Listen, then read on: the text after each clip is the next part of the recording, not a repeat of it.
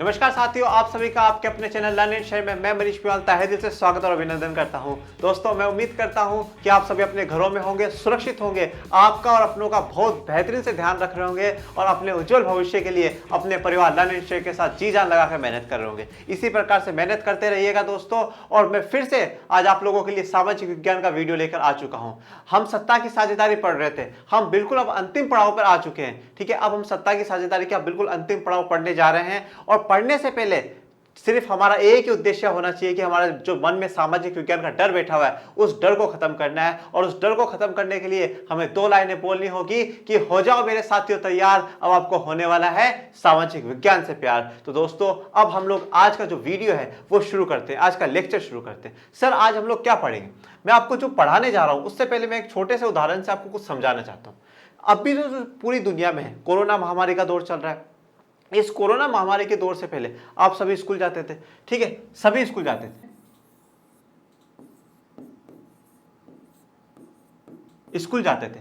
अब स्कूल में क्या होता था, जैसे आप साइकिल से चले गए, आपका दोस्त है वो ऑटो से आ रहा है, फिर कोई दोस्त वैन से आ रहा है, कोई बस से आ रहा है, किसी को उसके माता पिता छोड़ के जा रहे हैं। ठीक है, कोई बिल्कुल जिसकी स्कूल पास में है वो पैदल चल के आ रहा है। तो सब क्या है, अलग अलग तरीकों से आ रहे हैं। सबका जो माध्यम है स्कूल पहुंचने का वो क्या है मेरे दोस्तों, अलग है, पर सबका लक्ष्य क्या है, एक है। और वो लक्ष्य क्या है, स्कूल पहुंचना।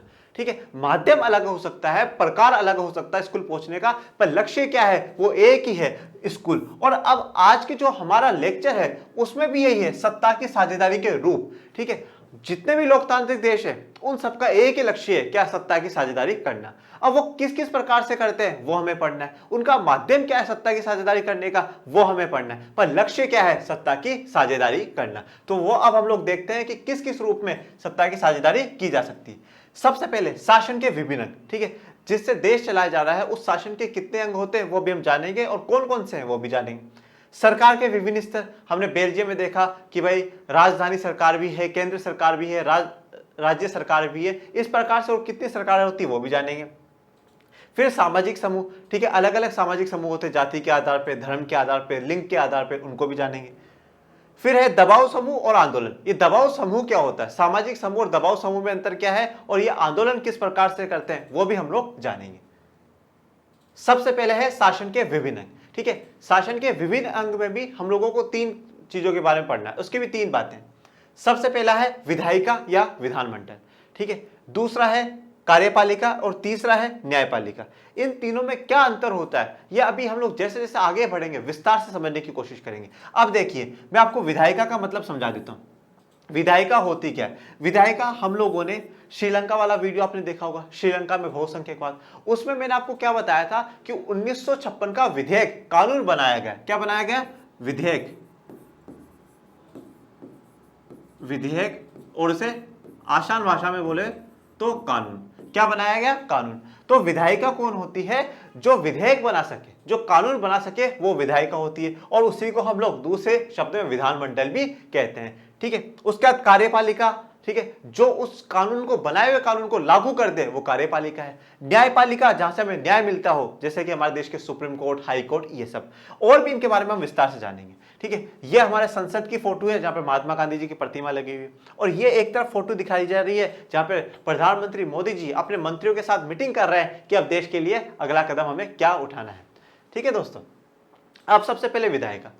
तो मैंने आपको क्या कहा कि विधायिका, विधायिका क्या करेगी? विधेयक बना सकती है। और विधेयक क्या करेगी? विधेयक बना सकती है। विधेयक का मतलब कानून। कानून बनाने, कानून बना भी सकती है, बदलने, कानून को बदल भी सकती है। हमने ये बात पहले वीडियो में जान ली थी। और हटाने का अधिकार भी है, मतलब किसी कानून को नया बना भी सकती है, पुराने को हटा भी सकती है, और पुराने में कुछ बदलाव भी कर सकती है। उसी को हम लोग क्या कहेंगे मेरे प्यारे विद्यार्थियों? विधायिका कहेंगे। अब हमारे देश में विधायिका कौन है? कौन है हमारे देश में विधायिका? ठीक है, ये जानने की इच्छा है या नहीं है? बिल्कुल है, पर मैं ये बता देना चाहता हूं, ये बात आप पहले से जानते हो। कौन है हमारे देश की विधायिका? हमारे देश की विधायिका है संसद। कौन है? संसद हमारे देश की विधायिका है। अब संसद में भी तीन अंग होते हैं, वो भी आप जानते हो। कौन कौन से? पहला लोकसभा, ठीक है, दूसरा राज्यसभा, और तीसरा राष्ट्रपति। ये तीनों मिलकर क्या करते हैं? देश के लिए कानून बनाते हैं। मैं पहले बता चुका हूं कि भाई क्या है, न लोकसभा के लिए कानून बना सकती है, न राज्यसभा के लिए कानून बना सकती है, और न राष्ट्रपति साहब के लिए कानून बना सकते हैं। तीनों को मिलकर ही क्या है? कानून बनाना होता है। इस जो फोटो में, इस इमेज में आपको क्या दिख रहा है कि एक बिल्कुल पट्टी बांधी हुई है और तराजू लिया हुआ है। ये तराजू क्या दिखाता है कि जो भी है वो सब क्या है, इक्वल है। कानून की नजर में सब बराबर है। कानून की नजर में कोई छोटा कोई बड़ा नहीं है, कोई अमीर कोई गरीब नहीं है, कोई एक धर्म का कोई दूसरे धर्म का नहीं, सब बराबर है। और जो आंखों पे पट्टी बांधी जाती है वो इसलिए बांधी जाती है कि वो कानून अंधा होता है, वो देखता नहीं है किसी को, वो सिर्फ वही फैसला देता है जो न्याय होता है, जो सच होता है। तो कानून क्या होता है, कानून ऐसे ही बनते हैं जो किसी के साथ भेदभाव ना करते हो मेरे प्यारे विद्यार्थियों। तो विधायिका आपने समझ ली, विधायिका क्या करेगी, विधेयक बना सकती है, हटा सकती है और बदल सकती है। और हर देश में विधायिका कौन होती है, संसद होती है। हमारे देश की भी संसद है, उसमें लोकसभा, राज्यसभा और राष्ट्रपति साहब आते हैं। अब दूसरा कार्यपालिका, अब क्या करा, संसद ने कानून बना दिया मेरे प्यारे बच्चों। अब वो जो कानून बना है उस कानून को लागू भी तो करवाना है, ठीक है भाई। कानून बना के पेपर क्या हम रख दे अलमारी में, नहीं साहब, उसको कानून को लागू भी तो करवाना है। तो एक बार पहले परिभाषा को समझते हैं। सरकार की नीतियों को कार्यरूप, सरकार की नीतियां या संसद के द्वारा बनाए गए कानून, आप दोनों ले सकते हैं। सरकार की नीतियों को कार्यरूप, ये शब्द बहुत इंपॉर्टेंट है, कार्यरूप, कार्य का रूप देना, ठीक है। अभी तक तो क्या था, वो बन चुके हैं, पेपरों में लिखा जा चुका है, पर उसे अब कार्य के रूप में देना, उसको रूप ही बदल देना कि अब इसको लागू करवा दो। अब ये लोगों के बीच में जाना चाहिए। भाई आज तक अगर लिखा गया था कि भाई 500 रुपए कल से चालान कटेगा अगर आप मोटरसाइकिल में हेलमेट नहीं लगाते हो, तो अब इसे लागू भी तो करवाओ। कब तक आप उसको अलमारी में पैक करके रखोगे? तो जब जो लागू करवाता है उसको क्या कहा जाता है, कार्यपालिका कहा जाता है। ये फिर से आपको एक फोटो दिखाई जा रही है, एक इमेज दिखाई जा रही है, जिसमें क्या है कि जो बड़े नेता है वो मीटिंग कर रहे हैं कि किस प्रकार से जो कानून बना है संसद के द्वारा उसे लागू कराया जाए, ठीक है। और भी हम विस्तार में भी समझते हैं। अब देखिए, कार्यपालिका दो प्रकार की होती है।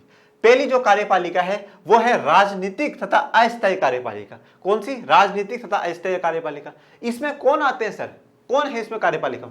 जनता द्वारा खास अवधि तक के लिए निर्वाचित, निर्वाचित का मतलब जिनको हम लोगों ने चुना है, लोगों को राजनीतिक कार्यपालिका कहा जाता है। देखो मेरे प्यारे विद्यार्थियों, अब क्या है, हम लोग हर 5 साल में चुनाव करवाते हैं, हम हर 5 साल में लोगों को चुनते हैं। अब जिन लोगों को हमने चुना है वो क्या है, एक फिक्स समय के लिए, हमेशा के लिए नहीं, वो सिर्फ 5 साल के लिए, 5 साल बाद बदल जाएंगे, ठीक है। वो क्या है, 5 साल के लिए बदल जाएंगे। तो जिनको जनता ने खास अवधि के लिए, मतलब एक सीमित समय के लिए चुना है, वो क्या कहलाएंगे, राजनीतिक कार्यपालिका कहलाएंगे। राजनीतिक क्यों है? क्योंकि ये चुनाव के द्वारा चुने जा रहे हैं, ये राजनेता है, ठीक है। और अस्थायी क्यों है? क्योंकि ये हमेशा के लिए नहीं है, ये सिर्फ और सिर्फ कितने, 5 साल के लिए। 5 साल बाद वापस चुनाव होंगे और वापस ये क्या करेंगे, बदल जाएंगे।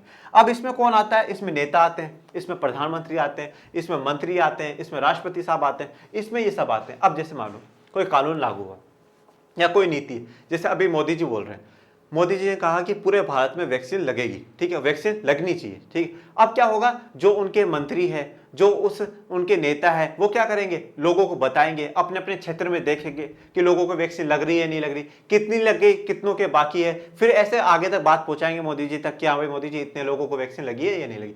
तो जो नीति बनाई गई थी मोदी जी के द्वारा, मोदी सरकार के द्वारा, कि भाई पूरे देश में 18 से ऊपर जितने भी लोग हैं उन सबको क्या हो, वैक्सीन लगाई जाए, ठीक है, टीका लगाया जाए। तो जो टीका लगाया जा रहा है वो लग रहा है या नहीं लग रहा, ठीक है, लोगों तक लगा या नहीं लगा, उसको कौन देखेगा, उसको नेता देखेंगे, उसको मंत्री देखते हैं। तो उसको हम लोग क्या कहते हैं, राजनीतिक तथा अस्थायी कार्यपालिका कहते हैं। और जैसे कि ये फोटो, ये इमेज में आपको दिख भी रहा है कि लोग आपके घर पे वोट मांगने आ रहे हैं कि हमें वोट देना, ठीक है। अब आगे बढ़ते हैं। दूसरी है प्रशासनिक सेवक तथा स्थायी कार्यपालिका। अब इसको जानते हैं। लोक सेवाओं के काम करने वाले लोगों को सिविल सर्वेंट या नौकरशाह कहते हैं। लोक सेवा, लोक क्या है, लोगों की सेवा के लिए काम करने वाले जो लोग होते हैं उन्हें हम क्या कहते हैं, सिविल सर्वेंट या नौकरशाह कहते हैं। आप में से बहुत बच्चों का सपना है कि हम यूपीएससी बने, हम आईएएस बने। तो जो आईएएस होते हैं वो यही होते हैं बच्चे, ठीक है, जो लोगों की सेवा के लिए होते हैं, ठीक है। ये क्या है, ये राजनीतिक नहीं है, इनको आप या हम नहीं चुनते, ये बहुत ज्यादा पढ़ाई करके, बहुत बड़ा एग्जाम देके फिर हम लोगों के बीच में आते हैं और फिर हमारी जनता की क्या है, सेवा करते हैं। इसीलिए मैंने सिविल का मतलब क्या होता है, आम, बिल्कुल नॉर्मल। सिविल सर्वेंट जो आम जनता है उसके सर्वेंट है, उसके नौकर है, इसीलिए तो नौकरशाह कहा गया है इनको, ठीक है। रोजमर्रा के प्रशासन में सरकार की सहायता करते हैं। रोजमर्रा मतलब जो डेली का काम होता है उसमें जो प्रशासन का, जो सरकार का काम है उसमें मदद करेंगे। अब देखो मेरी बात सुनो, भाई संसद ने क्या करा, कानून बनाया कि भाई कल से क्या होगा, 200 रुपए का चालान कटेगा। ठीक है, कटेगा नहीं कटेगा, कटेगा ना। अब कटेगा, ये बात सरकार ने तो बना दी, संसद ने बना दी, मोदी जी ने भी बात मान ली, मोदी जी ने अपने मंत्रियों को, नेताओं को बोल दिया कि भाई ये बात कर लो। पर इसको सच में लागू कौन कर सकता है? इसको सच में लागू करेगा आपके जिले का एसपी। ठीक है, जो जिला पुलिस अधीक्षक होता है वो आपके जिले का, उसके पास एक लेटर आएगा, कहा जाएगा कि भाई इस 1 तारीख से सबके क्या हो, चालान 200 रुपए के जगह 500 रुपए के काटे जाए। अब क्या है, वो चालान आ गया, वो सारे पुलिस वालों को दे देगा कि भाई आज से जो भी हेलमेट नहीं लगाए सबके चालान 500 रुपए के काटो। इसको लागू किसने कराया? एक नौकरशाह ने। जो आईपीएस है, जो एसपी है, वो बहुत बड़ा अधिकारी है, वो बहुत बड़े एग्जामिनेशन के थ्रू पास होकर आया है, और वो क्या है, सिविल सर्वेंट है, जनता का सेवक ही तो है। ठीक है, और सरकार की क्या कर रहा है, डेली काम में मदद कर रहा है। चालान तो डेली कटेंगे ना, अब मोदी जी काटने आएंगे नहीं, संसद में जो अध्यक्ष बैठे हैं वो काटने नहीं आएंगे, राष्ट्रपति साहब नहीं काटने आएंगे, कौन काटेगी? पुलिस काटेगी। और पुलिस का हेड कौन है? जिला पुलिस अधीक्षक। तो उसी को क्या लेटर भेज दिया सरकार ने, भाई आज से लागू करवाओ, नहीं करवाओगे तो बाद में हम देखेंगे। तो अब ये प्रशासनिक सेवक क्यों है? क्योंकि जो डेली के काम को संभाल रहे हैं। दूसरी बात, स्थायी है। स्थायी क्यों है भाई? मोदी जी आज प्रधानमंत्री 5 साल रहेंगे, फिर वापस चुनाव होंगे, हट भी सकते हैं, रह भी सकते हैं, पर ये कब तक रहेंगे? जब तक इनकी नौकरी है, 60 साल के हो जाएंगे, जब तक ये क्या रहेंगे, सेवक रहेंगे। ठीक है, प्रशासनिक सेवक रहेंगे। सरकारें बदल जाएंगी, ठीक है, प्रधानमंत्री बदलेंगे, राष्ट्रपति बदलेंगे, पर ये नहीं बदलेंगे। जैसे आपके जिले का कलेक्टर होता है, ठीक है, आपके जिले का जिला पुलिस अधीक्षक होता है, ये आते हैं नौकरशाह। ये आपको एक फोटो दिख रही है दफ्तर की, जहां पे कि अधिकारी बैठ के काम करता हो, लोग बैठ के काम करते हो, उसकी। तो अब हमारी विधायिका बिल्कुल क्लियर, जो कानून बना सकती हो, ठीक है, वो कानून बनाएगी। जो कानून विधायिका ने बनाया है उसको लागू कौन करवाता है? कार्यपालिका करवाता है। जैसे एक तरफ मंत्री हो गए, वो अस्थायी कार्यपालिका है, और दूसरी तरफ नौकरशाह जैसे जिला पुलिस अधीक्षक, कलेक्टर, ये कौन है? ये हो गए हमारे स्थायी कार्यपालिका। ऐसे अब तीसरा आता है न्यायपालिका। सबसे पहले तो क्या है मेरे प्यारे विद्यार्थियों, आज तक काफी बच्चों को न्यायपालिका का पूरा मतलब ही नहीं पता, उसको समझने की कोशिश करो।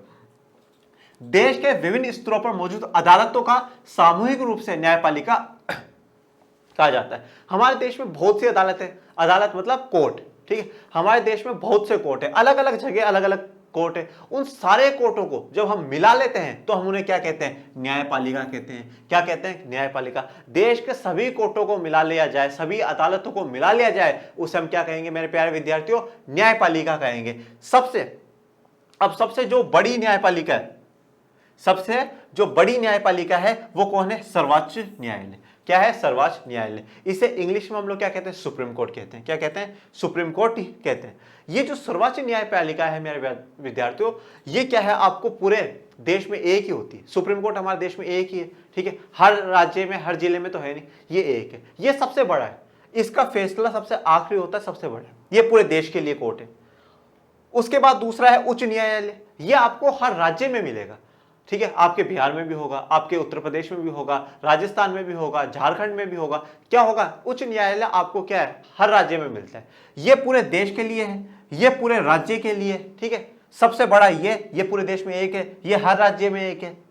फिर तीसरा है जिला न्यायालय या स्थानीय न्यायालय, ये फिर हर जिले का होता है, जयपुर का भी होगा, ठीक है, रांची का भी होगा, ठीक है, लखनऊ का भी होगा, हर जगह क्या वहां पर भी होगा, ये हर जिले में होगा।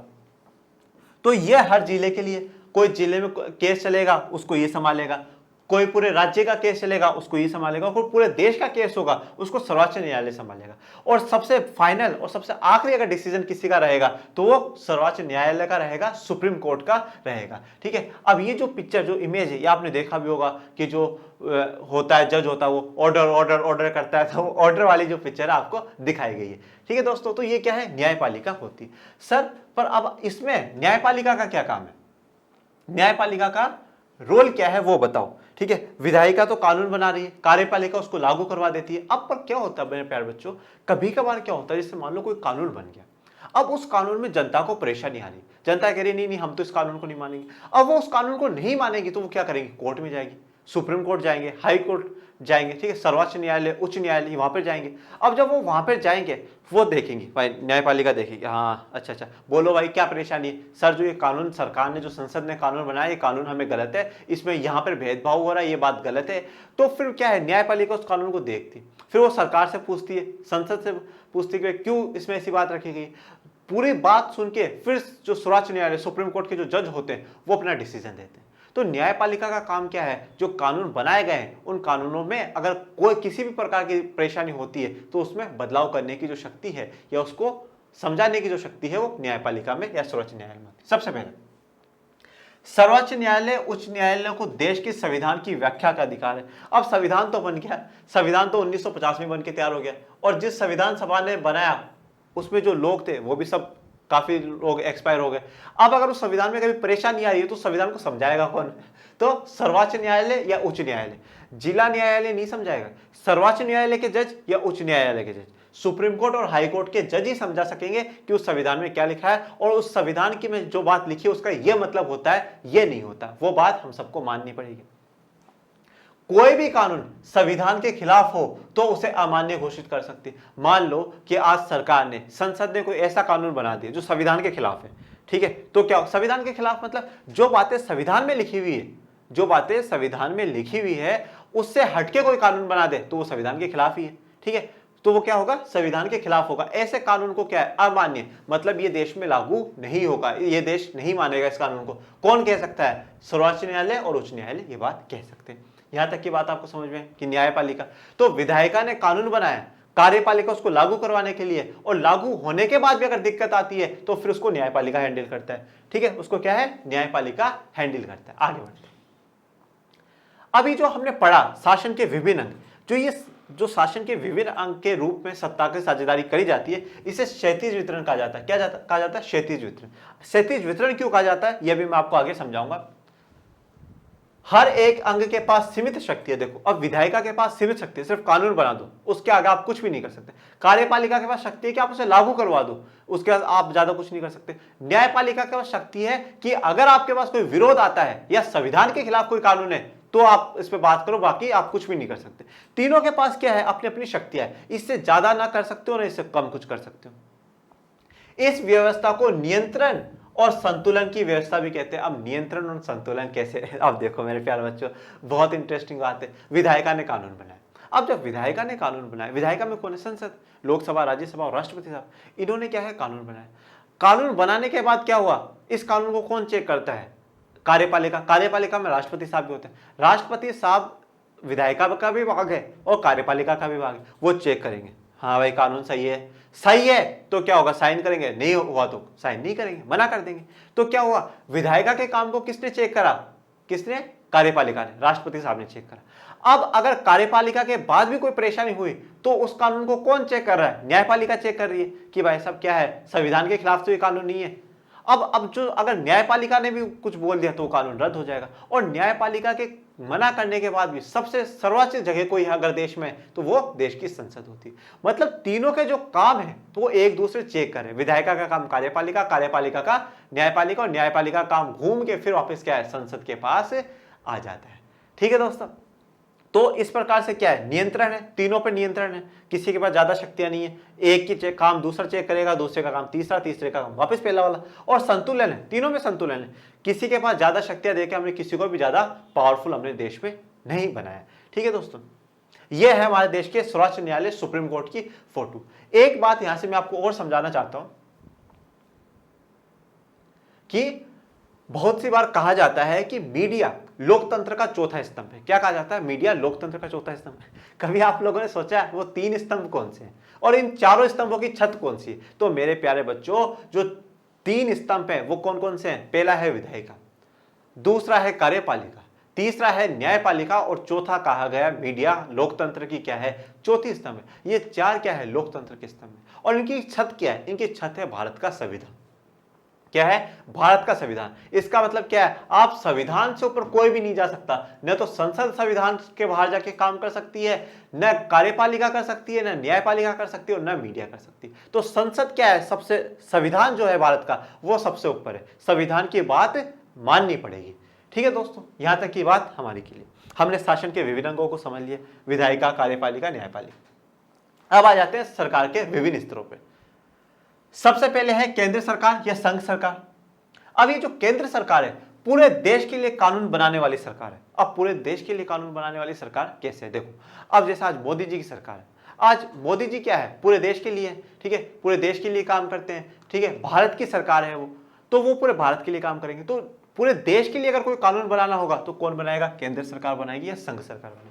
अब आप लोगों के मन में एक डाउट होगा कि सर आप कभी तो कहते हो कानून संसद बनाती है, कभी आप कहते हो कानून सरकार बनाती है, ये चक्कर क्या है? इसमें आपको समझने की थोड़ी सी जरूरत है, वो मैं आपको समझा देता हूं मेरे प्यारे विद्यार्थियों। जैसे कि आप मान लो कि जो हमारी लोकसभा है, उस लोकसभा में क्या है? 543 सीटें। कितनी है? 543 सीटें। 543 सीटें के मतलब 543 जगहों से क्या है? लोग चुन चुन कर आएंगे। अब उनमें से क्या है, अब आप देखते हो कि हमारे देश में 2-3 पार्टियां बहुत प्रमुख है, जैसे भाजपा, कांग्रेस, आम आदमी पार्टी, ये सब बहुत प्रमुख पार्टी है। अब क्या होता है, अगर आपको सरकार बनानी है तो इसमें से कितना? 50% प्लस 1 आपको क्या है? जीतनी पड़ती है। लगभग लगभग हम मान के चलते हैं 275 सीटें एक पार्टी को जीतनी पड़ेगी। अगर वो एक पार्टी जीत जाती है तो उसकी सरकार बन जाएगी। जैसे कि अभी 2019 में जब चुनाव हुए तो भाजपा को कितनी सीटें जीत गई? भाजपा 350 जीत गई। कितनी जीत गई? 350। जीतनी 275 ही थी, जीत गई 350, तो ये तो और भी बढ़िया बात है। तो ये क्या हो गई? भाजपा की सरकार बन गई। सरकार बनी तो मोदी जी क्या है? प्रधानमंत्री बन गए। मोदी जी प्रधानमंत्री बनते ही क्या करा? उन्होंने अपने कुछ मंत्री बनाए, कोई स्वास्थ्य का मंत्री, कोई शिक्षा का मंत्री, ठीक है, कोई इंडस्ट्री का मंत्री, कोई उद्योग का मंत्री, कोई खेलकूद का मंत्री, कोई बच्चों के विकास का मंत्री, महिला के विकास का मंत्री, ऐसे प्रकार के अलग अलग मंत्री बना दिए। ये मंत्री और प्रधानमंत्री मिलकर क्या कहलाता है बच्चों? सरकार कहलाती है। क्या कहलाती है? सरकार कहलाती है। अब ये सरकार है। अब मोदी जी सोचेंगे कि देश में क्या कानून बनना चाहिए, मतलब सरकार सोचेगी, ये सरकार सोचती है कि क्या कानून बनना चाहिए, ठीक है। अब कानून बनने के लिए सरकार सोचेगी, सरकार ने पूरा तैयार कर लिया, भाई ऐसे ऐसे कानून बन सकते हैं, पर ये कानून बनाएगी कौन? ये कानून बनाएगी संसद। फिर ये क्या है, जो पूरी तैयार करी है कि भाई ऐसा ऐसा कानून होगा, उस कानून में हम ये बातें रखेंगे, ये बातें लेके क्या संसद में जाएंगे, ठीक है। फिर संसद में जो 543 लोग हैं ये वोट करेंगे कि ये कानून बनना चाहिए, नहीं बनना चाहिए। अगर ज्यादा ने वोट कर दिया तो वो कानून बन जाता है। फिर वो राज्यसभा में जाता है, वहां पर भी यही बात होती है। फिर वहां से पास हो जाए तो वो राष्ट्रपति साहब के पास जाता है। तो ऐसे करके क्या है, ये पूरा गेम चलता है। तो सरकार कानून बना रही है, बस शुरुआत क्या है, सरकार ही करती है, सरकार ही सोचती है, वही संसद में उस बात को लेकर आती है और फिर संसद उस पर कानून बनाने का काम करती है मेरे प्यारे विद्यार्थियों। और उसके अलावा कुछ क्या होता है, कुछ कानून होते हैं और कुछ नीतियां होती है। नीतियों के लिए आपको संसद के पास जाने की जरूरत नहीं है। आज वैक्सीन लगवानी है, ये एक नीति है, ये एक पॉलिसी है, इस पर सरकार खुद फैसला लेगी कि कितने लोगों को वैक्सीन लगवानी, कितने को नहीं। इसमें क्या है, संसद से परमिशन लेने की जरूरत नहीं है, वो कानून नहीं है। कानून क्या होता है, जो लंबे समय तक के लिए चले, हमेशा के लिए चला जाए, ठीक है। और नीति क्या होती है, एक फिक्स समय के लिए, कुछ समय के लिए होती है। नोटबंदी करी गई, एक कुछ समय के लिए करी गई, ठीक है। आज वैक्सीन है, भाई कोरोना 1 साल में 2 साल में कभी तो जाएगा ही जाएगा तो उस टाइम तक वैक्सीन लगवाओ। तो उसके लिए क्या, संसद के लिए, कानून के लिए आपको क्या है, संसद के पास जाना पड़ता है। मतलब जो लंबे समय के लिए रहता है, जैसे कि भाई मोटर व्हीकल एक्ट है कि भाई आप हेलमेट नहीं पहनते हो तो उसके लिए कितना है, ठीक है। आप अगर किसी के साथ बदतमीजी करते हो, लड़कियों पर अत्याचार होता है तो उसके लिए क्या है, कानून बनाना पड़ता है, उसके लिए आपको संसद में जाना पड़ता है। तो ये रूप आपको समझना होगा। पूरे देश के लिए कानून बनाने वाली सरकार, मतलब जो पूरे देश के लिए कानून बना सके, नीतियां बना सके, उसे हम क्या कहते हैं, केंद्र सरकार। जैसे कि भारत में भारत सरकार या मोदी जी की सरकार। उसके बाद आती है प्रांतीय सरकार, राज्य सरकार या क्षेत्रीय सरकार। क्षेत्रीय मतलब एक सीमित क्षेत्र की, जैसे उत्तर प्रदेश की सरकार, बिहार की सरकार, ठीक है। राज्य, हम राज्य बोलते ही हैं उनको। और प्रांत क्या होता है, ये प्रांत भी एक सीमित क्षेत्र के लिए ही शब्द का प्रयोग किया जाता है। राज्यों के लिए बनने वाली सरकार, ये सिर्फ राज्यों के लिए बनती है, सिर्फ राज्य के लिए काम करती है। आज उत्तर प्रदेश में योगी आदित्यनाथ जी मुख्यमंत्री, उन्होंने भी अपने मंत्री बनाए होंगे, वैसे स्वास्थ्य का, कोई शिक्षा का, कोई खेलकूद का। अब वो जो सरकार कानून बनाएगी, वहां पर भी अपनी विधायिका है, वहां पर भी कानून बनाने वाली एक विधायिका है, ठीक है। पर कुछ विधायिका में सबसे पहले सोच के कौन जाएगा, वो सरकार ही तो जाएगी। योगी आदित्यनाथ जी की जो पूरी टीम है, जो सरकार है, वही तो सोचेगी हमारे राज्य में कानून बनना चाहिए या नहीं बनना चाहिए, ठीक है। अब देखो, अब आप लोग कभी ये नहीं सोचते सर कि केंद्र सरकार क्या काम करेगी और राज्य सरकार क्या काम करेगी, दोनों के बीच में अंतर क्या है, कौन कौन से काम करेंगे और कौन कौन से नहीं करेंगे, क्या कभी इन पे लड़ाई नहीं होती। तो मेरे प्यारे विद्यार्थियों, ऐसे ही संविधान को चारों स्तंभों की छत थोड़ी कहा गया है। संविधान में इस बात का स्पष्ट उल्लेख है कि केंद्र और राज्य सरकारों के बीच सत्ता का बंटवारा किस तरह होगा। अब केंद्र सरकार क्या क्या काम करेगी, ये संविधान ने साफ लिखा हुआ है। राज्य सरकार क्या काम करेगी, ये संविधान ने साफ साफ लिखा हुआ है। अब जैसे उदाहरण के तौर पे अब आप मान लीजिए कि नोटबंदी, नोटबंदी किसने करी? केंद्र सरकार ने करी। क्यों? क्योंकि नोट पूरे देश में एक जैसे चलने चाहिए और इसका जो जिम्मा है वो सिर्फ और सिर्फ केंद्र सरकार के पास है, वो ही बदल सकते हैं, पहली बात। उसके अलावा राष्ट्रीय सुरक्षा का मुद्दा, ठीक है, आज मान लो पाकिस्तान भारत पर अटैक कर दे, अब भारत पर अटैक कर दे तो इसकी जिम्मेदारी कौन लेगा?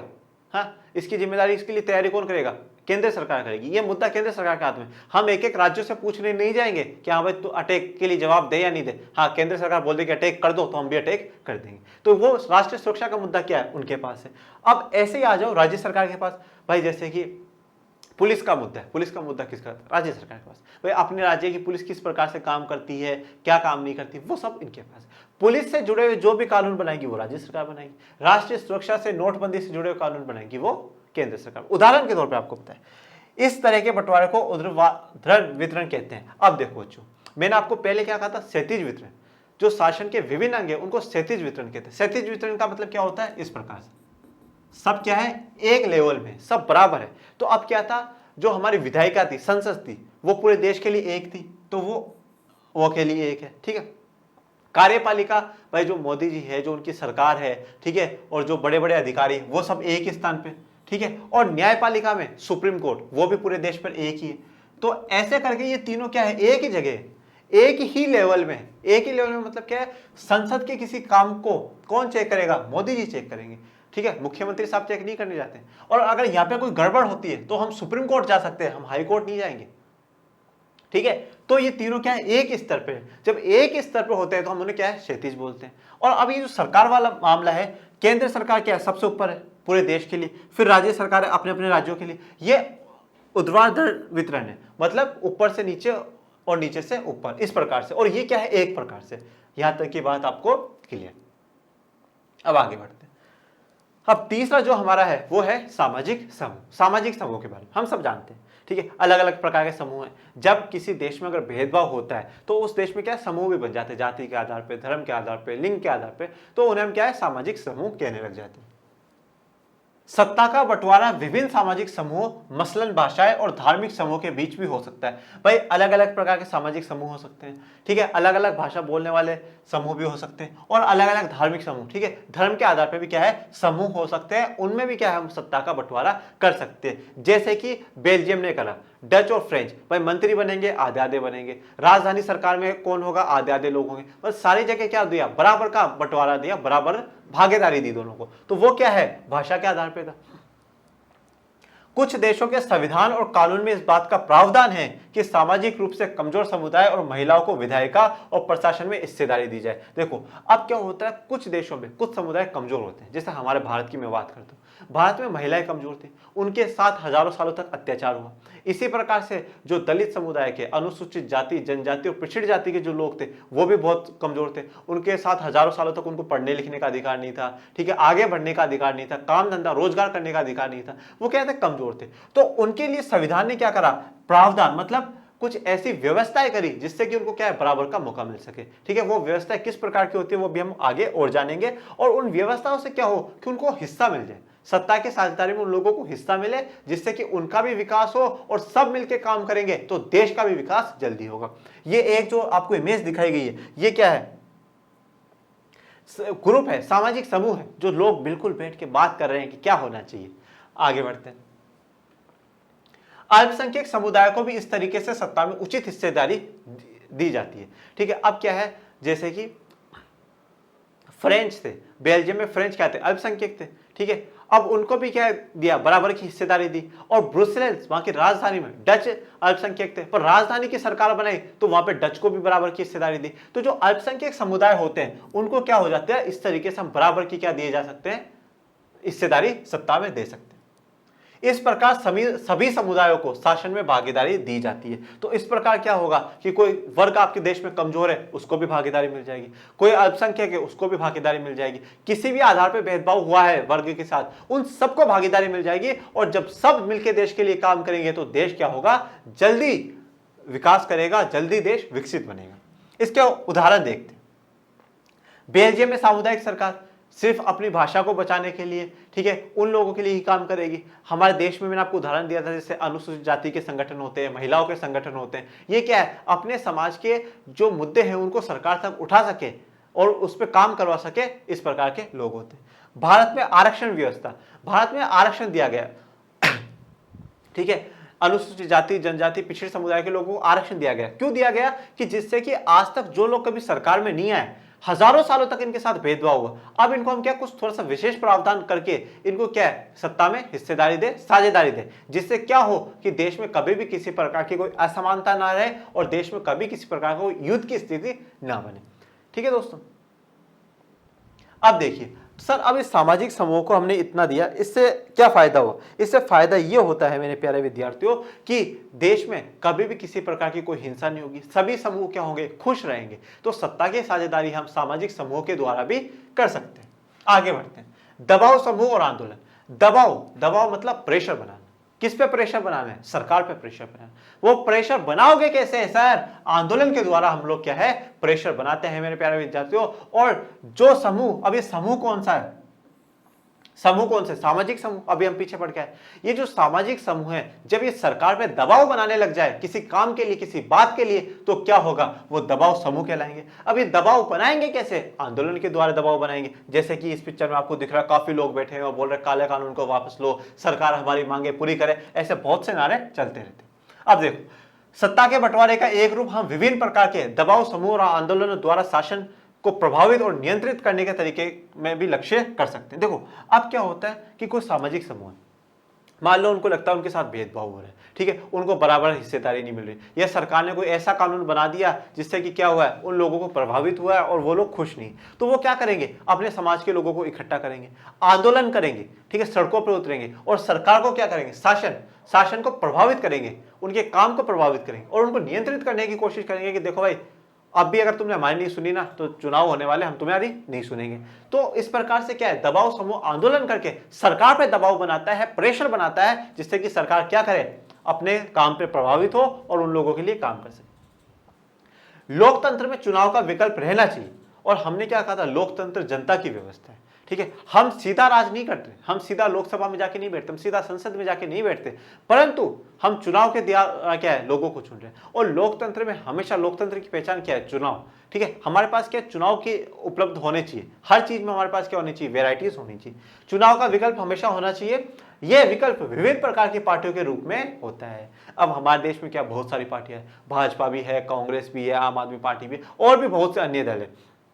अब क्या होता है कि ये जो पार्टियां हैं, भाई आज अगर मोदी जी काम नहीं करेंगे, भाजपा की है, तो मोदी जी काम नहीं करेंगे तो हम कांग्रेस की सरकार बना देंगे, कांग्रेस काम नहीं करेगी तो आम आदमी पार्टी की बना देंगे, वो भी काम नहीं करेंगे तो अन्य दल बना देंगे। तो लोगों के पास क्या है, चुनाव का विकल्प है कि आप काम नहीं करोगे ना, तो ये मत सोचना कि हम आपको चुनेंगे, हमारे पास और भी ऑप्शन।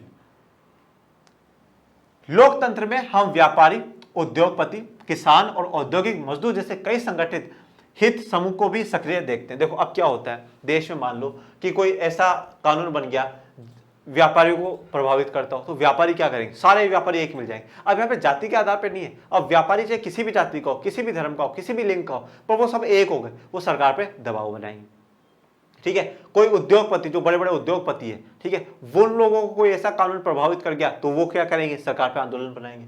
किसान हो गया, ठीक है, किसान का भी जस्ट थोड़े दिनों पहले हाल में ही चल रहा था कि सरकार पे दबाव बना रही है कि कानून वापस ले। औद्योगिक मजदूर, जो बड़ी बड़ी फैक्ट्री में जो मजदूर काम करते हैं, उन लोगों को अगर ऐसा कानून लगने लग जाए कि नहीं हमारे साथ ये कानून अन्याय करेगा, तो वो भी क्या है, सब समूह बनाकर क्या कर सकते हैं, सरकार पे दबाव बना सकते हैं। पर अब ये सब दबाव बना क्यों रहे सर, क्या चाहिए इनको सरकार से, ठीक है, और इनका क्या लक्ष्य क्या है, देखो वो भी जानते हैं। अपने सदस्य वर्ग के लाभ के लिए दबाव बनाकर ये समूह भी सत्ता में भागीदारी करते हैं। अब ये क्या चाहते हैं कि जो हमारे सदस्य हैं, हमारे वर्ग के सदस्य हैं, उनको क्या हो, सत्ता में बराबर की भागीदारी मिले, लाभ मिले। जैसे कि तमिल लोग श्रीलंका में क्यों विरोध कर रहे थे, उनके बच्चों को अच्छी शिक्षा मिल सके, उनका धर्म को बढ़ावा मिल सके, उनकी संस्कृति को बढ़ावा मिल सके। उसी प्रकार से क्या है, यहाँ पर भी दबाव समूह होते हैं जो कि अपने सदस्य के लिए काम कर सके और सदस्यों को आगे बढ़ा सके। फिर से एक इमेज आपको दिख रही होगी, और ये इमेज में हमारे भारत का तिरंगा लहरा रहे हैं और ये मांग कर रहे हैं कि सरकार हमारी बातों को सुने, हम सरकार हमारी मांग को पूरी करे। तो ये क्या था, हमारा आज का था। जिसमें हम लोगों ने सत्ता की साझेदारी को रूप को जाना कि कितने प्रकार के होते हैं। हर लोकतांत्रिक देश का यही लक्ष्य है कि वो सत्ता की साझेदारी तक पहुंचे और सत्ता की साझेदारी को पाने की पूरी पूरी कोशिश करें मेरे दोस्तों। ठीक है, तो वो किस प्रकार से पाते हैं? 4 प्रकार से पा सकते हैं। अब शासन के विभिन्न अंग से भी पा सकते हैं, जैसे हमने पाया है सरकार के विभिन्न स्तर से भी, जो हमारे देश में भी सामाजिक समूह और दबाव समूह और आंदोलन के रूप में भी पा सकते हैं। ठीक है दोस्तों, ये था हमारा आज का वीडियो लेक्चर। इसके साथ हमारा जो अध्याय है वो पूर्ण रूप से कंप्लीट हो गया। आगे हम इसमें एक पर्सन कोर्स लेके आएंगे, जिसमें हम एनसीईआरटी के प्रश्नों को भी करने की कोशिश करेंगे और इस पूरे चैप्टर से जुड़े जितने भी सवाल आपके दिमाग में उठते हैं उनको भी करने की कोशिश करेंगे। तो दोस्तों, आज आप अपने वीडियो पे लाइक करेगा, शेयर करेगा, सब्सक्राइब करेगा और किसी भी प्रॉब्लम आई हो तो आप मुझे कमेंट बॉक्स में जरूर पूछेगा और अच्छा लगा हो तो हमारा उत्साहवर्धन करेगा। Thank you.